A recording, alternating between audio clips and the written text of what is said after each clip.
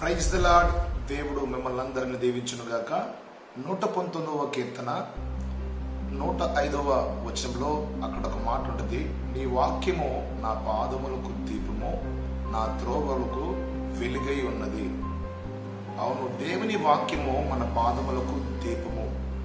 మన జీవితంలో ఎప్పుడైతే చీకటి కలిగిన పరిస్థితులు ఏర్పడతాయో మనము దేవుని వాక్యాన్ని మనము చదివినప్పుడు ఆయన వెలుగు మార్గంలో దేవుడు మనం నడిపిస్తూ ఉంటాడు.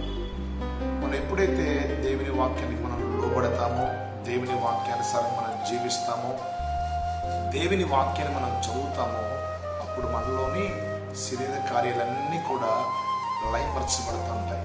నిజంగా మనం ఎప్పుడైతే దేవుని వాక్యాన్ని ప్రతిరోజు కూడా చదవటము అలవాటు చేసుకుంటామో, ఉదయం పొద్దున్నే లేవడంలోనే ఆయన వాక్యం చదవటము, అలాగే రాత్రి పడుకునేటప్పుడు మనం ఆయన వాక్యం చదవటము, ఎప్పుడైతే మనము వీటిని మన దైనందిన జీవితంలో వాక్యాన్ని చదవటం మనం అలవాటు చేసుకుంటామో అప్పుడు దేవుడు మనతో మాట్లాడుతూ ఉంటాడు.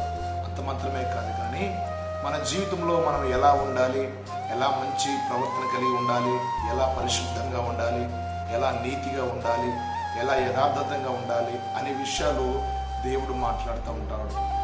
కాబట్టి మనం ప్రతిరోజు కూడా దేవుని వాక్యానికి లోబడదాం, ప్రతిరోజు దేవుని వాక్యాన్ని చదువుకుందాం, దేవుడికి మనము ఇష్టానుసారమైన బిడ్డలుగా మనం జీవిద్దాం. ఎందుకంటే ఆయన వాక్యము మన పాదములకు దీపము, మన త్రోవలకు వెలుగై ఉన్నది.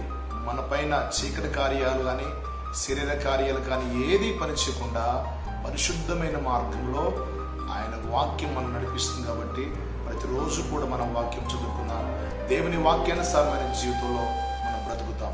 దేవుడు మిమ్మల్ని దీవించుగాక. God bless you.